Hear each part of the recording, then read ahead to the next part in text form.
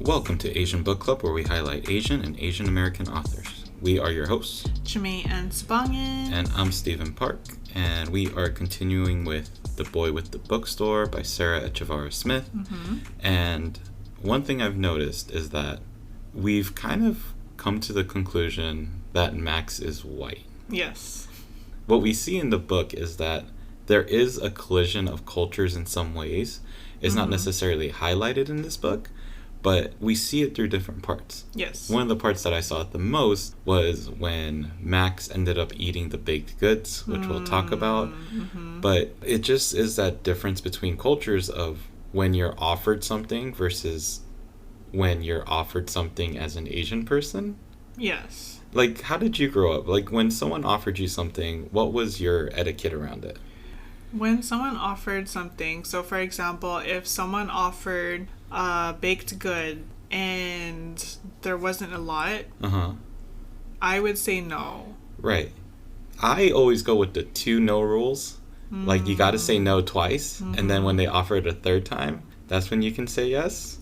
I don't know if it was something I had learned or if it's something that I just picked up through context, but it's always saying no.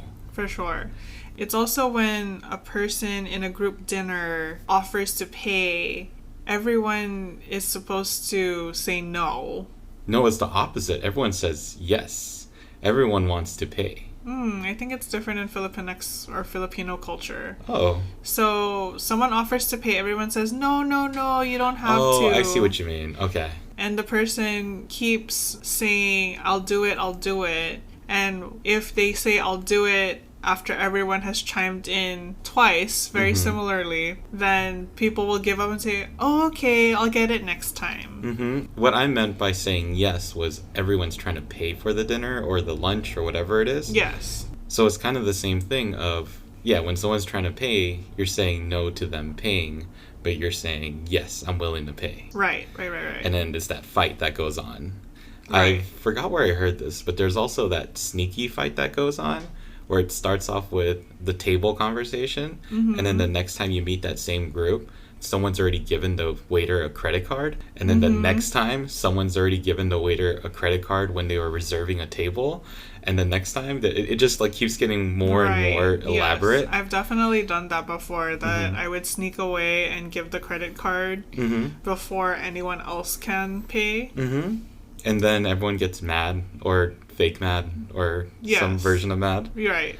I do remember when I was a kid, though, me and my brother and a couple of our friends were at our friend's house, and the parent at that place had offered everyone food, and then no one really wanted to take it. Everyone was kind of running around, but it was puchinge, which is like Korean pancakes, and I said yes, and I don't think I was really thinking. If you offer me food, my answer will likely be yes, and then I'll say no until you ask me 3 times, and then I'll say yes again.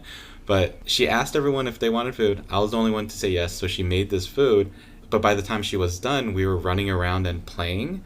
And so she was like, hey, come eat. But I didn't want to eat because I was playing with everyone. So I was, having fun. And then she got really mad at me because I wasn't eating the food that she had prepared for me. Because you said yes. I know, but these are all kind of the Asian etiquettes of how you behave in different households. I know this is more based in a store. But in my opinion, I think that's one of the reasons why it's nice to have a book club like ours where it's focused around Asian people and cultures. Is these are things that we can all relate to and experience together. It's kind of that unspoken etiquette and bond that we have with each other. So when we see someone who, like Max, goes and does these things, we're like, oh my gosh, what are you doing? And it's an immediate response rather than, I think, from a different reader's viewpoint, you may completely ignore that situation and not get the underlying context.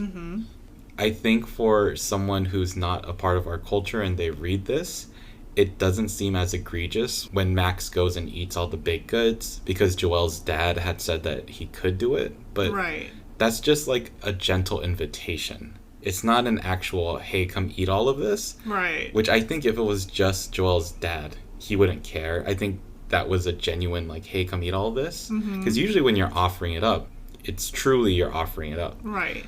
But it's a part of the culture to be like, hey, are you still okay with me eating this? Or are you still fine with me taking this? Exactly. Or there's nakakahiya, which is in Tagalog meaning that there's shame.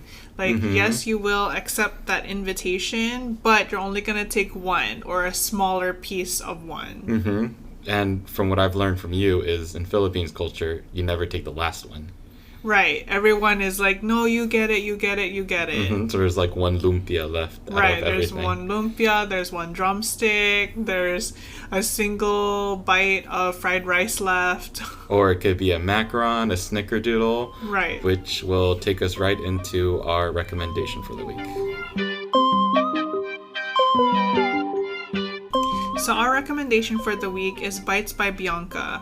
Bianca Fernandez creates cute and easy recipes. Like for this autumn season, she's made duck macaroons, pumpkin snickerdoodles, and bear-shaped pancake cereal. You can learn more about her work and find her recipes, which are pretty easy to follow, through her food blog at bitesbybianca.com. And you can also follow along and see the product of these recipes on Instagram at bitesbybianca.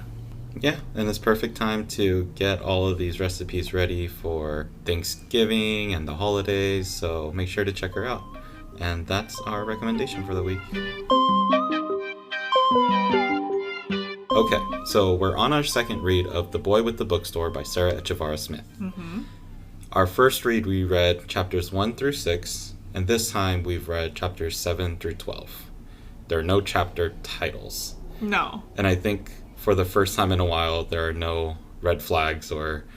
no content warnings. Yeah, no red flags or content warnings. For sure. But to recap, last week we learned a little bit about Joelle and Max and their characters. Right. Joelle is more of like a shy person, while Max is supposed to be the hot baddie. Yeah, the baddie, yeah. But we don't know about that. Yeah, the guy who moans at a croissant in public. And we also learned that although they had this attraction to each other, all of a sudden things fizzled out because of the renovation to Joelle's bakery and Max's bookshop. Right.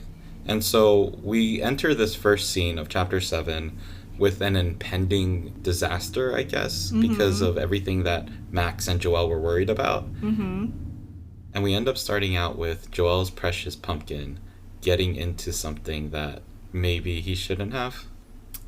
Yes, but also, pumpkin is a staple in the bakery. Right. And they're in a shared space. Right. And because they're in a shared space, they should know that there are boundaries between each other, sure. But also, they should know that there are hazards. Right. So, Pumpkin ends up escaping the cage and is found in Max's rare book collections. And this chapter we found out that Pumpkin decided to nom at some of the rare book collections. Yes, as hamsters do. Yep. Which also makes me think, why is the rare book collection in reach of Pumpkin? Pumpkin was found at the bottom shelves. Well, why is the rare book collection in reach of anything? Water, exactly. mildew. Like, if it's really that expensive, you should be keeping it pretty safe.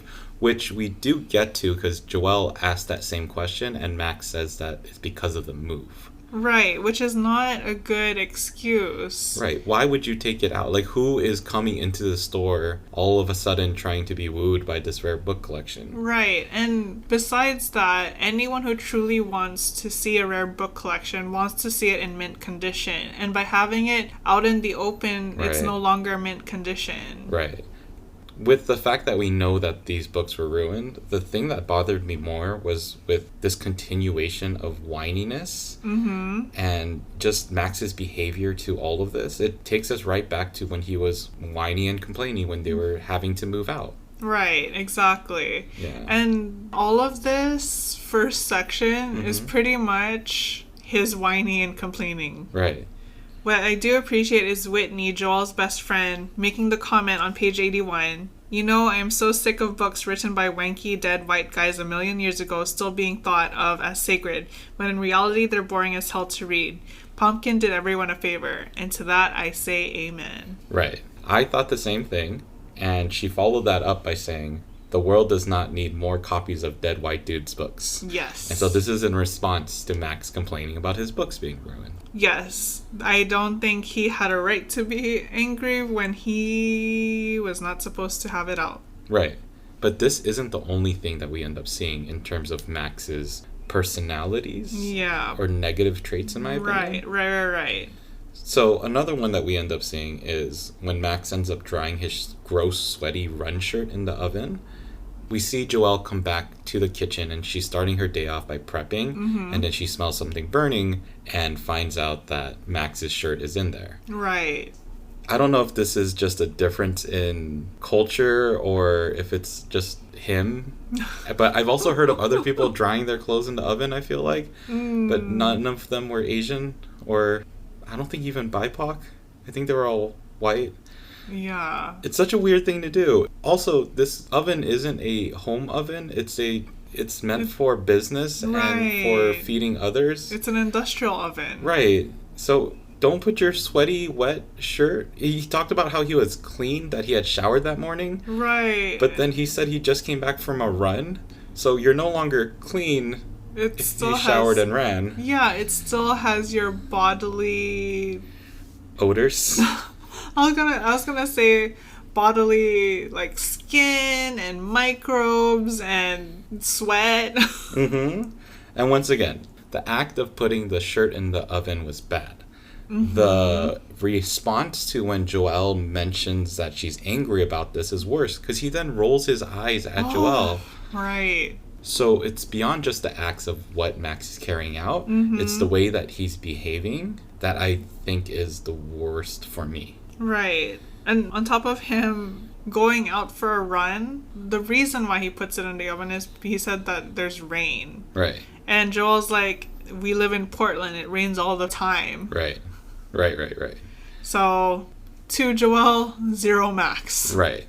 So then to continue the bashing of Max, this is the part where we were talking about earlier, where Joelle has been prepping food all day for not only her bakery, but for Whitney's convention that she's promised to host. Mm-hmm. And she does this elaborate amount of pastries and saves just enough for her customers and maybe a little bit more. Right. I should say return customers, the ones that she knows comes in and the ones that she'll recognize. The usuals. Right. But by the time Joelle comes back into the store, we see Max eating all of the rest of her food. Yes. And this is where he says that your dad told me that I could eat all this. I left you enough cash. I don't know why you're complaining. And once again, not just the act of doing it. Yes, her dad said you could eat it. Yes, you are more than justified for paying for it and eating it. You could have asked, but then the worst part is you are once again whiny and complaining and saying, I don't understand why you're mad. Like, why are you acting this way? It's so awful. Right. And like, other than the fact that Joelle's dad is the one who gave the invitation, one, her dad is not the owner. Mm-hmm. So even though by association he is family, that doesn't mean that it's his to give. Mm-hmm. But it's a gesture. Mm-hmm. Understood. However, on top of that, the fact that he has the audacity to go into the pastry cabinet, even though he's not a worker, I don't know. I feel like that's so bold. Mm-hmm. Yeah, absolutely. Just going behind a counter somewhere where you don't work, I would not do. It wouldn't be my first instinct. Exactly. But clearly it's his. And then later on in the story, we also see Max reacting to some of the conflict that goes on with Joelle. He ends up turning away a customer, which ends up being for what he thinks is a good thing. And the reason I say that is I kind of want to go into the discussion of what we think of Max later. But I just don't think Max handled any of this relationship between Joelle and him very well. No. I don't know. I just kept reading this and thinking, are we supposed to like this guy? Because we know that he's supposed to be, I guess, the sidekick to Joelle's protagonist. Right. But nothing that he's done so far has really made me like him. No, except there was this one whiplash of gentleness in the midst of this where a student came into the bookstore and was trying to take the Joy Luck Club. But instead of getting mad at the kid, Max tries to figure out what's going on and kindly gives him the book and says, if you ever need a book in the future, just tell me. Yeah, and he offers that kid more opportunities to come in the future just in case he does need other books. Exactly. So there's that hint of kindness that makes Joelle feel very confused in the midst of all of this. I guess so. But between the arguments of the situation with Pumpkin and with that incident with Max eating all the pastries, we see this bond between Max and Joelle starting to break a little bit. Yes. And Joelle decides to start to take matters into her own hand. Yes. So as Joelle is frustrated with the turning away of business and all that stuff, she decides to pay Max back by going through his book club. And so she ends up recruiting Whitney to help, and they end up changing the book of the book club from East of Eden. Right. To a romantic novel. A polyamorous romantic novel. Right. Something that this book club wasn't expecting, something that was very different from what Max would normally recommend. And it ends up being a hit. Yes, everyone is happy at the progressiveness and the open-minded relationship. Everyone except Max, because this isn't going the way that he had hoped it would go. Right, exactly. But, I mean, Joelle's having a good time because she's watching from afar and enjoying the confusion that she sees from Max's face. Exactly.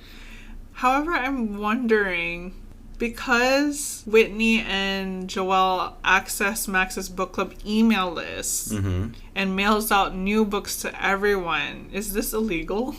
I mean, probably a little bit, but it's fine. It's fine. I guess. After this, we start to see a mending of the relationship a little bit, though. So, Max realizes that Joelle is giggling on her side of the shared space. He then goes up and confronts her, and she turns around and confronts him about what he's done in turning away a potential customer. And it turns out that he was trying to ward off this creepy dude when she didn't even realize it. Right. So that was his reasoning for sending that guy up the street to the deli. But this is the start of that mending of Max and Joelle's relationship a little bit. And this is where we start to see them going back to their lovey-dovey-ness, I guess. Yeah. So within a conversation, Max finds out that Joelle's been crushing on him all along. Joelle finds out that Max has been crushing on her all along. Yep. And so Max finally decides to build up the bad boy courage and ask her out on a date. So, barring aside a trip to the ER with Auntie Elba because she was trying to clean in places and ends up falling off a step stool, she ends up being completely fine, luckily. And so with Max finally asking her out, and with the very strong encouragement from the rest of her family, Joelle finally decides to go out on a date with him. Yes. Which is fine, but I hate Max's work ethic. He is always gone from the store. Right. He takes off his shirt, puts it in the oven, and leaves. Right. He is always stepping out of the store. And now he's making Joelle play hooky. I don't know. He's pretty low. I got a whole spiel on Max, but okay.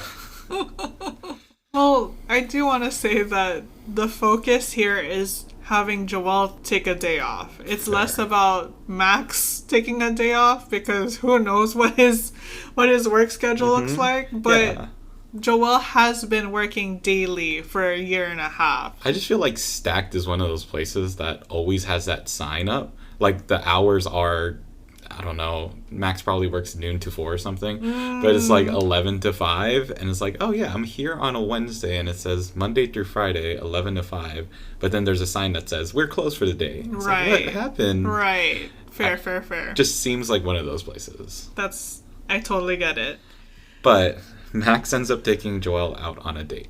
Yes, and they start off by meeting Muffin and Donut very quickly so that they can take Muffin on a walk. Muffin is a dog, Donut is a cat. Right. So they meet at his house, which, once again, I'll get to Max. But then they end up going for a walk, and then where do they go for a walk? They go to Cathedral City Park. And as a side note, did you know that Cathedral Park and Cathedral City Park are two different places? I didn't. I thought they were one. I thought they were just saying the formal name of it. So that's what I thought at first, but when I did some digging, Cathedral City Park is what we think of when we say Cathedral Park. Cathedral Park is an entire section of North Portland. But that place is somewhat memorable to us. Yes. Because it's the place that I proposed to Jamae. Yes. Yeah. That's a whole story. Maybe I'll tell it on a future podcast of what that whole event was like. But yeah, they go to Cathedral Park. They admittedly enjoy each other's company, I guess. Yeah, and they get vulnerable. Joelle talks about her family. Right.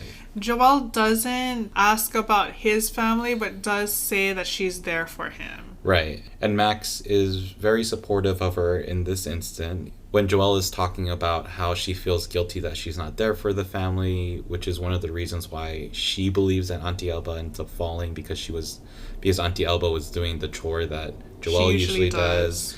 Max does say, and this is a quote, "To me it seems like you do a lot for your family," which is very true.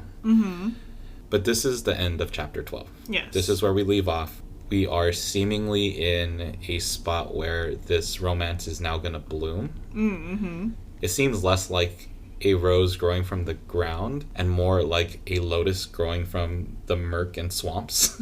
Like, it's, I don't know, this relationship doesn't sound good to me. And it doesn't. Okay, time to vent about Max. Go for it. So, we've talked about the things that I don't like about Max. I also think there's a very thin veil between creepy and interesting and alluring. So let me tell you some of the things that Max has done that I think straddles that fence of what creepy and dark and brooding kind of look like. Okay, so one is that he kicks out that guy and sends him to the deli, right? The guy that was staring at Joelle from the bookstore. Right. Need I remind you that he also admitted to staring at Joelle from afar when she was getting hit on by the construction guy. So he was inside the bookstore and staring at her. He's also admitted to staring at her from the coffee shop multiple times as she was making his drink. He constantly talks about how he was looking at her. So if he's handsome and someone that you like, very cute, very sexy. If he's someone that you don't like, very creepy. Right. He also always intervenes and steps in front of her. So, like, when she's getting confronted by other customers, he admits to being the person to step up and be the person that helps her and make sure that she's safe and not in trouble. Yeah. Nice and heroic. But also, this plays into the heroicism that a lot of patriarchal books and society has taught us of the man being the one to step in. And he definitely seems like the person that believes in that.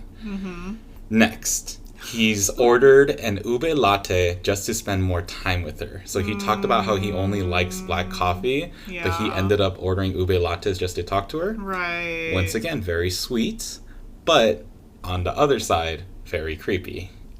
In that particular instance, I was like, you could have just spent time talking to her. You didn't have to have a reason by ordering an ube latte when you didn't want that. I think that's what creates the creepiness, is it forces her to spend time to talk to him. For sure. So if he just talked to her, I don't know. Once again, fine line. Do you like him? It's not creepy, it's sweet. If you don't like him, very creepy.